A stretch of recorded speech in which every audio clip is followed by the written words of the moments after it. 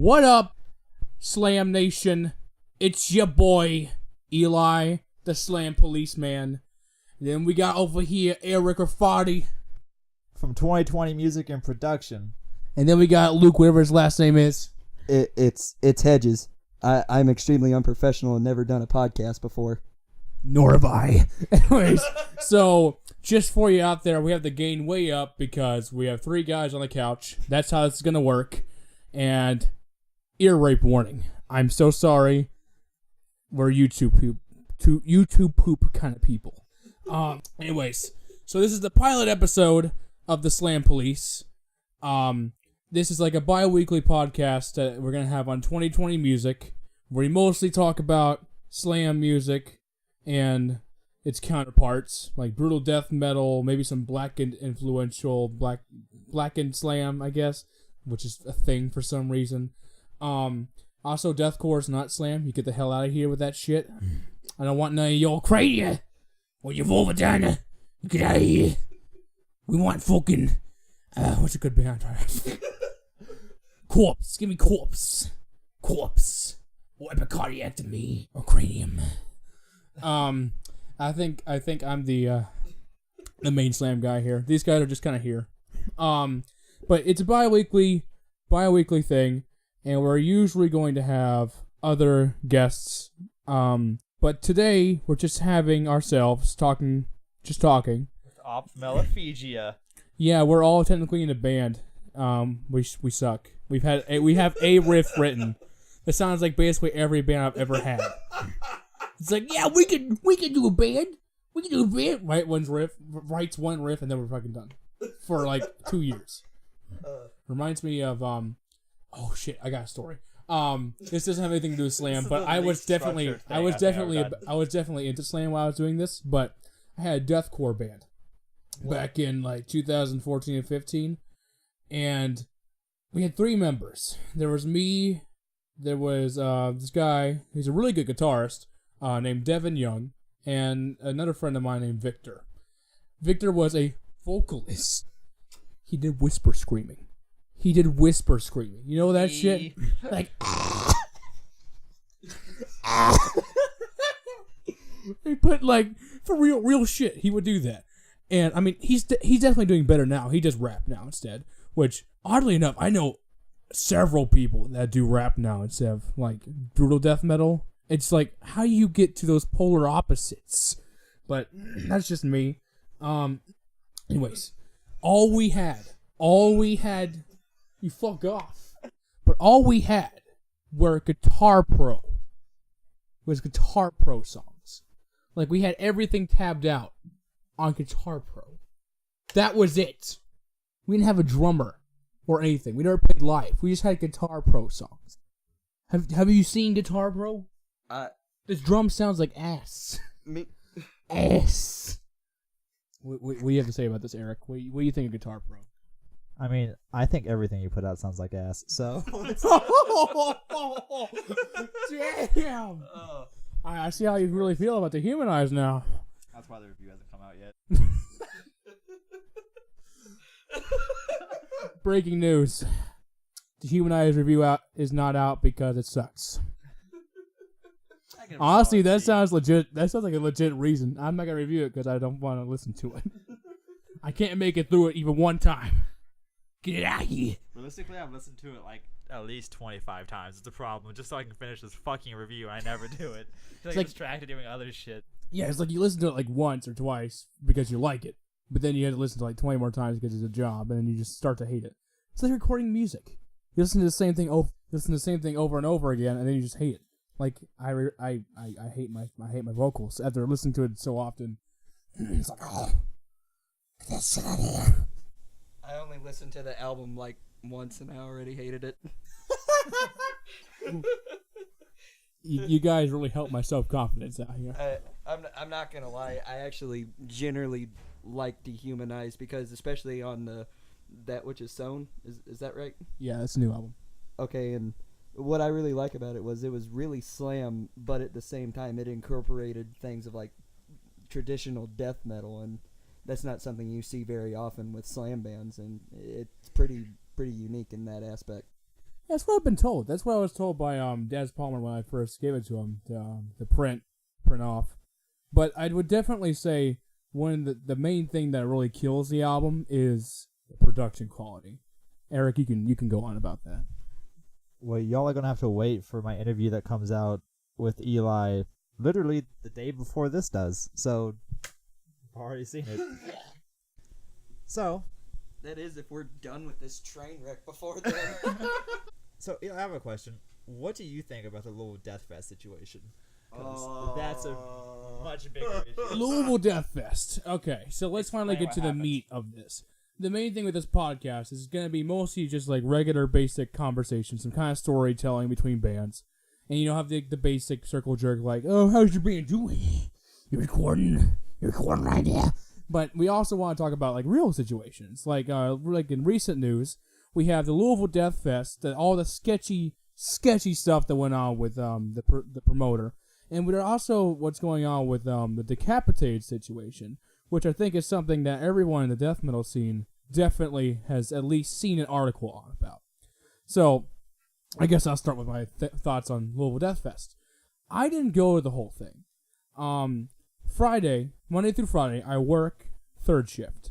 I work from about 10:30 to about 4 in the morning at UPS, which means most of the time, even if I wanted to go to a concert, I wouldn't even be able to stay that long to begin with. And also, they had like tickets in advance, and I didn't have anyone to go with on Friday, so I just bought one for Saturday.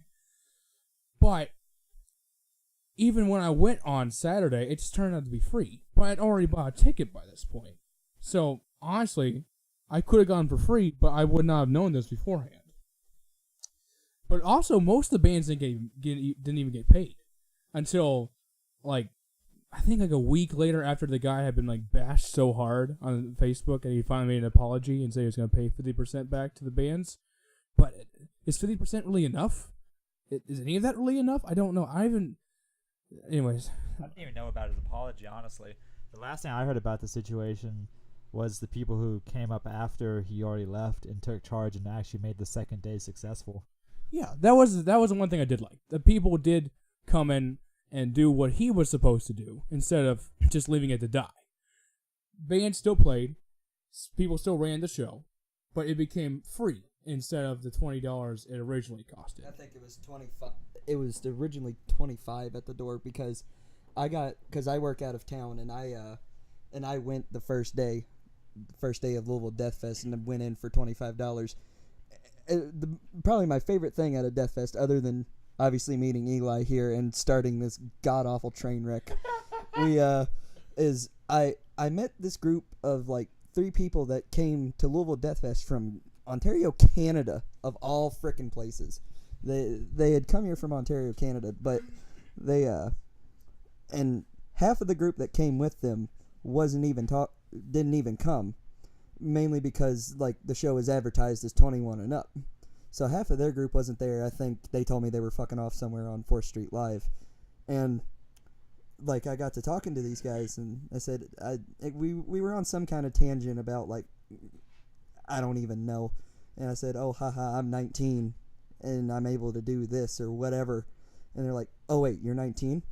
And like they just cut off the conversation with me, got on the phone with their friends and like said, "Hey, get over here. This little dude's 19 and he's in here. They're not carding anybody. Get in here." And that's one thing that like kind of shook me because I went the whole first day not even knowing it was 21 and up, but second day I was there, I was shook the whole time, like scared to death the police, the Slam Police are going to come and kick in the door like, "You ain't 21. Get out of here." Honestly, I didn't even know about the 21 and over thing. I never saw the advertisements for it being 21. It says it at the bottom of the flyer. Damn, I must not be good at reading anymore. You can read it in the first place? I've read too many death metal logos. I can't read normal English now. I can definitely read 55 Gore's logo, but I can't read regular text. I can't read Comic Sans. I don't want to read Comic Sans. Get that shit out of here. Were you 50? Were you 50 trying to use a computer for the first time? Yeah, let me use Comic Sans. But no, I didn't even know about the 21 and over rule. Though I should have guessed that because they were definitely selling Jello shots. I remember some old lady went into the fucking mosh pit area with Jello shots. You remember that, right? I was just staring at the tray. And you're like having a conversation. I'm just staring at the tray trying to figure out I'm trying to process what was going on in front of me. There's an old lady standing in the middle of the mosh pit with a tray of Jello shots. What is happening? I don't even have words for it. That just confused the hell out of me. She could have been You all right there, son? She could have been slammed. She could have been slammed. No, but no. That was a really weird voice that just made it right there. But no, she could have been destroyed if there actually was a pit. And the thing was, there wasn't. There was only one time I remember there being really much of a pit. I think you saw one later on tonight, but the only one I saw was during dysentery. It says dysentery. And Dysentery was one of the earlier bands. They came on like maybe third or fourth. Yeah, it's somewhere in there. But that dysentery pit is actually where me and you met. Because I remember right afterwards, like for some reason, me and you locked eyes, and you just looked at me and did. Don't say it like that. That sounds really gay. I'm not saying I'm not, but I mean, it just makes the wrong signal. I'm just saying, boy. All right, so You need a flex tape? I'm a prostitute. It's John Trine. That's a lot of damage. That's a lot of damage. Anyways, yeah. So, like, there wasn't really much of a pit to begin with. But then again, this is more of the tech death scene than anything else. Most of the bands that were playing there were technical. Very, very technical in the aspects. But then there was bands like Dysentery and Dehumanized. They were more of, like, what slam fans would go for, but not really slam. They're like brutal death metal, but slightly more towards the slam side, but not quite there. Dehumanize, not to be confused with Eli's shitty band Dehumanize. I'm pretty sure it's more like the other way around. I think everyone confuses me for them, and they're like, "Oh, this is just some shitty underground band I don't care about." Unlike, unsubscribe. You see, I think the biggest issue though with this whole situation isn't so much what happened there. It's that I'm afraid that that's going to be a permanent issue with bringing other heavy bands into the Louisville scene because now we have that reputation. That's true, but I think it might be more of the promoter's reputation rather than our Louisville scene, because we've had a lot of concerts with bigger bands that haven't gone this badly. Like, I haven't been to a whole lot of really big concerts. I think the last one that was really big I went to was when Children of Bodom played here a few years back. I think it was like one of the off shows they had from Mayhem Fest. You remember Mayhem Fest? That was a long ass time ago. Rip Mayhem. That's another thing. Festivals, well, concerts in general are a risk. You're taking a risk because either if you're the band or the promoter, you're gonna have to spend money. You're gonna have to spend money getting gas there if you're the band, and if you're a promoter, you gotta pay for the venue. You gotta pay for a sound guy if you're not the sound guy yourself, and in some bands, well, most bands, because they should get paid, have a demand. They have a certain amount they need to have to play. Like one time when Chris, remember Chris Beige? Yeah. He booked What We Do in Secret. And I tried to book him again, but they asked for $100, which is, it's reasonable because they're coming from Tennessee, and it's not like a huge distance, but that is quite a distance.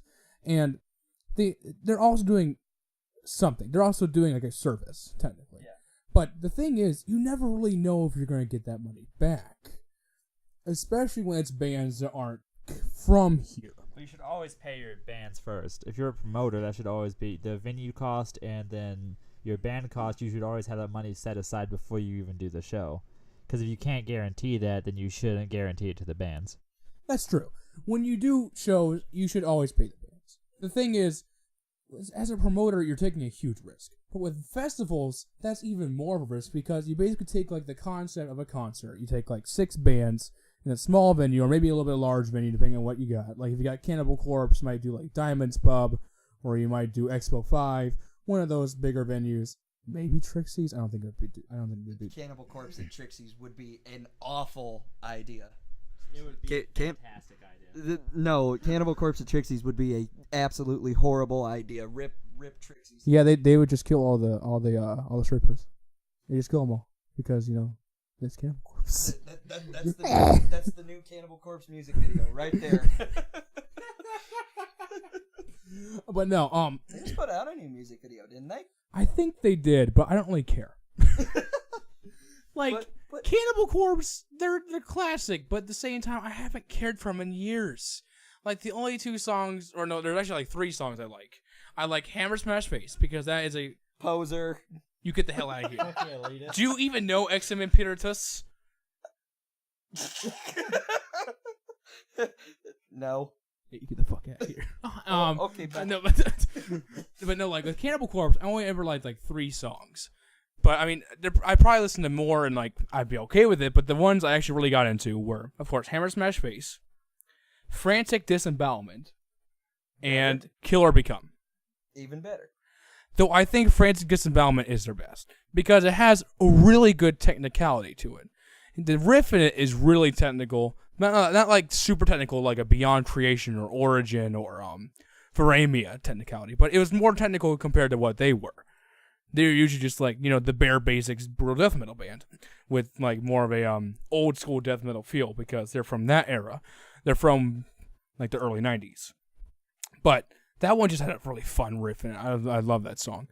But yeah, I would probably see him, but I wouldn't do with festivals, like really big festivals. They cost a lot to go into. If they were like running one of those, and most of the bands and most of the bands that were on there I didn't care about, I wouldn't go. I wouldn't care enough. Another thing about that with like paying your bands and things like that, back to Louisville Death Fest, when the lady got up during dysentery, basically the lady that took over the festival, do you know what I'm talking about? Yeah, I remember she came on the stage. Well, she was saying like, oh yeah, go out and buy some merch and all that. That's not something bands can really rely on when they don't have like a guaranteed payment, because like I just said, the merch money isn't a guaranteed thing. Like if they are relying on that money to get back home from wherever they're playing at, not paying your bands is going to screw them. They're going to be stuck in whatever town they're in, and they're never going to come back to your state ever. Yeah, I definitely see that. That definitely does put a damper on our scene. But the thing is, our scene isn't really that death metal. I mean, that kind of goes without saying. That's how most scenes are. That's the issue, though, is that our scene by itself already wasn't a death metal scene, and with this blemish on it, it's just going to further hinder our capability of creating one. Yeah, that is very true. Like, I think the closest I've seen to one that would be Slam, because since Slam is such a rarity here, is there was this tour that was Crepitation, Parasitic Ejaculation, and Party Cannon, and also Torturous and Inception were on a tour during the same time they were playing a Chicago Death Fest. Or no, Domination Fest. Which also, fantastic festival. I don't really go to festivals, but that one is super fun. And also is stacked with Slam bands. They've already announced like half the lineup for next year. But, what was I saying? I forgot what I was saying. Oh, yeah. No, You were talking about the tour with oh yeah, they were on tour. They were on tour, and their last day fell off. So the bands they played with was Bedford, Indiana, the night before, which was Off Center, and I think a couple other hardcore bands that are local that I forgot the name of, probably because I don't care. But I thought Off Center was on tour with Parasitic Ejaculation. Wait, say that again. I thought Off Center was on tour with Parasitic Ejaculation, because I remember I went to For the Kids Fest in Berea, Kentucky, and the lead singer Kyle and our bassist Kamal, they had like these like backstage passes for that tour. I thought they were on tour with them. Am I incorrect on that? I don't think they were on tour. I would have to check the flyer again. I know the first four bands I mentioned were Crepitation, Parasitic, Party Cannon, and Torturous Inception. I don't remember ever seeing Off Center on that tour. I do know that they played a show with them, and after this, it was definitely 2. Because after that band dropped off, they decided the off center and them had a band that wasn't not a band, had a show that wasn't full, and so they decided to put them on that bill. That was like the closest we've ever had to like a full out Slam show, which I guess would make sense because this is very much a hardcore scene. It's very much like bands like Knocked Loose are from here, Off Center are from here, and I think the most we ever really stray from that is maybe like Sadistic Creator and Order of Leviathan. Gamma Sector is kind of close to that too. It's still it's still in the realms of core. It's not hardcore. It's definitely deathcore, but it's still core. It's still something that can work really well with the core kids that want a two-step and hardcore dance, which I'm totally fine with. But I do hate when they decide to close down venues when someone decides to fucking throw everything around, which happens a lot more often than you think. But you would assume that would happen at even a Dehumanize show if you guys were on a big enough bill. Even with bands in your genre, that entire situation would still occur. So by saying the issue is the hardcore or core scenes, it kind of just displaces the blame, where we should just be critiquing each other on the way that we partake of ourselves within the pit. I think the issue here is that we shouldn't be breaking down like by genres, that we should just be more inclusive and create more diversified shows. That's true. That's what Chris tried to do when he was running shows. Did you ever see shows that he ran? He would have shows with Arrow. One or two, I think. He had shows with Arrow, Dehumanized, and Beta Messaflesh, as well as In Fear's End. So it was still technically core. Like back when I was first starting out Dehumanized, it was definitely deathcore. Like if you listen to the 9 Circles of Hell split, or our first demo, and you listen to our first EP, Unbridled Apathetic Torment, which apparently is Eric's favorite. You poser, you get the hell out of here. But yeah, you're definitely right. Slam heads definitely. Yeah, but with slam heads.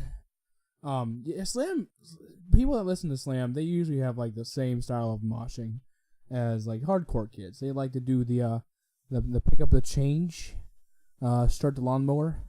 I specifically love that move, the start the lawnmower. I prefer most certainly doing the sprinkler myself. I prefer actually doing his sprinkler. I'm leaving. I'm done. You guys find another guitarist. I'm done. You get the hell back here. Ohio. Throwing shade. Fucking Hunter. Throwing shade at our last guitarist. But yeah, with slam heads, slam heads, they like to do the same things. Even though I'm more of a push mosher, I like to push.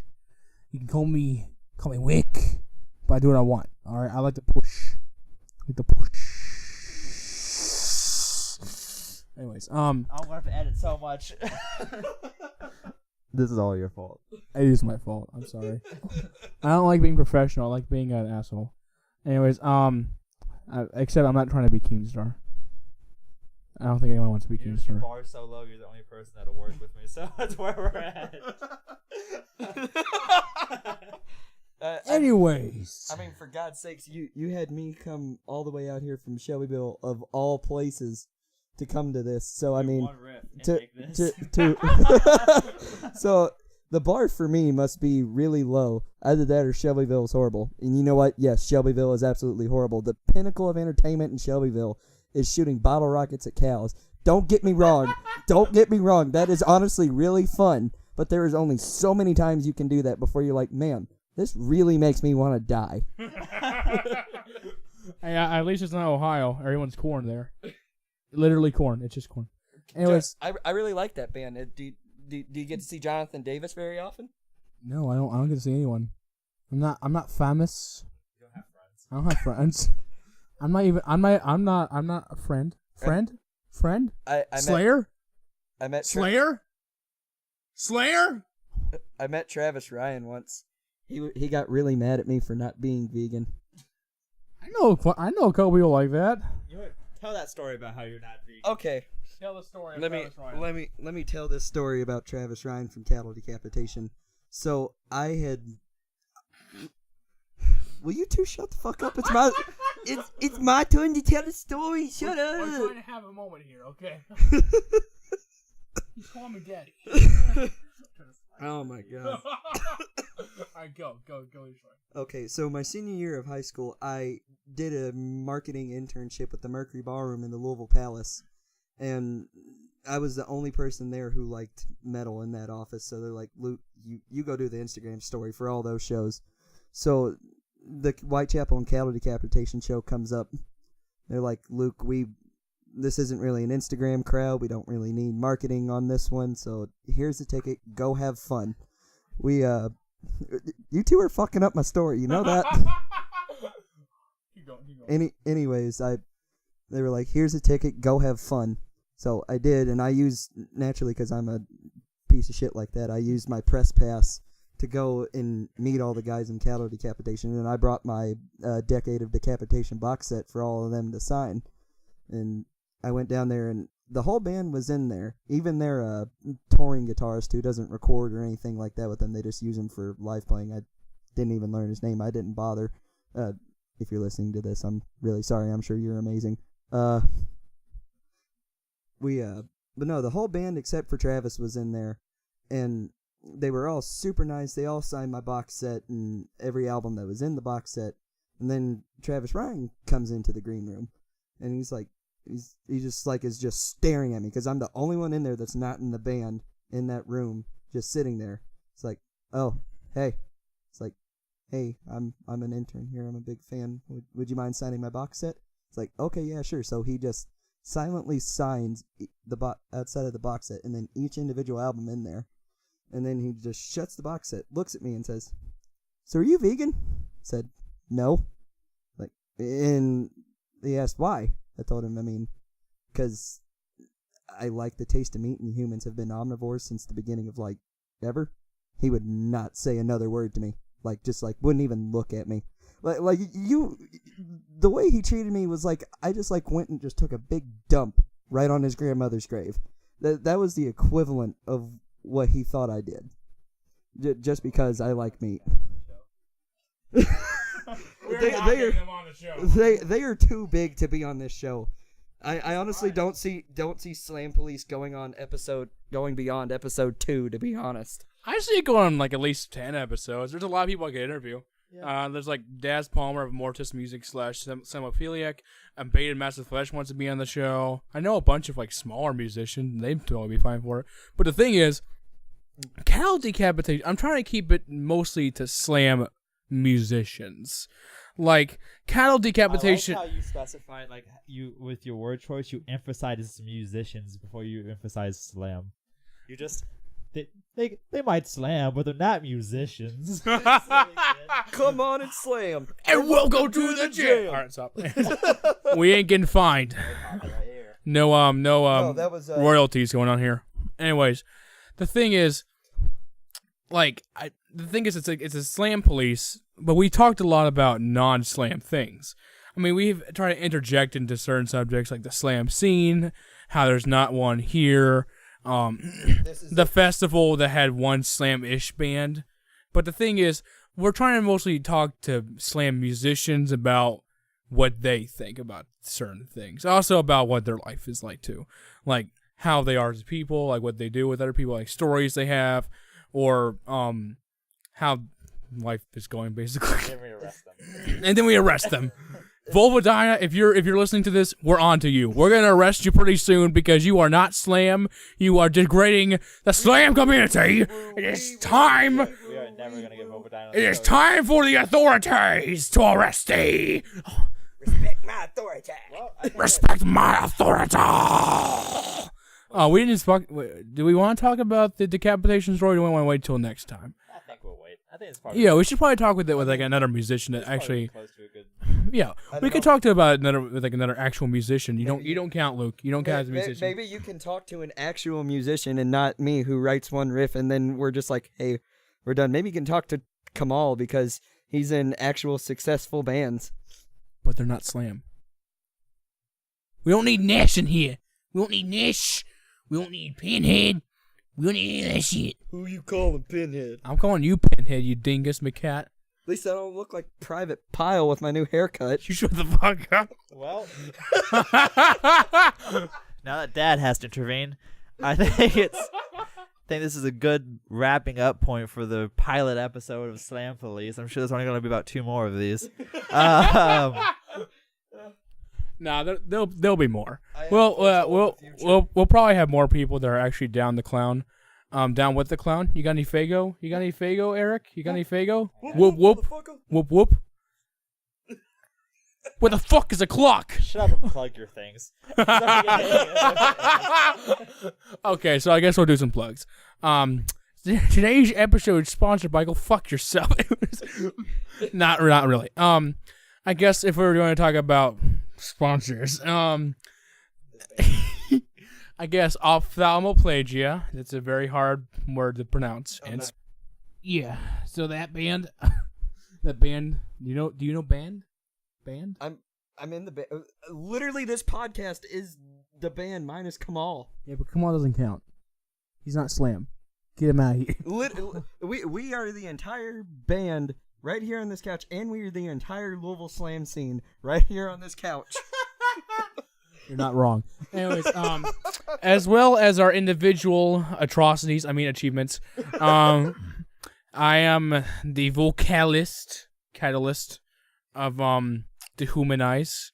Not to be confused for an actually good band like Dehumanized. As well as Double Barrel Vasectomy. Okay, you already listed the good ones. Autistic screeching, Jesus Christ. 1,000 Dead Corpses. Your mom is rated E for everyone. That is actually a song we've done. Oh, God. I guess maybe Internal Pus Leakage. That one's kind of confusing. He hasn't really done anything with it. The guitarist. I know there's better. Echinococosis, where a mixture of death grind and groove metal. That sounds awful. It does sound awful. But I go with it anyways. Is there anything you want to plug, Luke? You look like this is literally the first band, literally anything halfway decent that I've ever been a part. I don't know if I want to plug anything. It'd beam a penis into a beautiful woman. You sure as shit ain't gonna do that on here because we ain't even good. Yeah, I know. A woman. Yeah, I know. We're not glam metal. Actually, no. Eric is probably a woman. You can find that. You got anything to plug, Eric? Well, I'm getting me mad. the only thing Oh my god! the only thing I have to plug is 2020, but you should already know. You're already on 2020. Exactly. That's about it. Ophthalmoplegia is pretty ass, but we'll be releasing something pretty soon, maybe. Maybe. I doubt it. I don't know. We either. might have an intro done. All right. Until next time. Goodbye. Goodbye. Goodbye.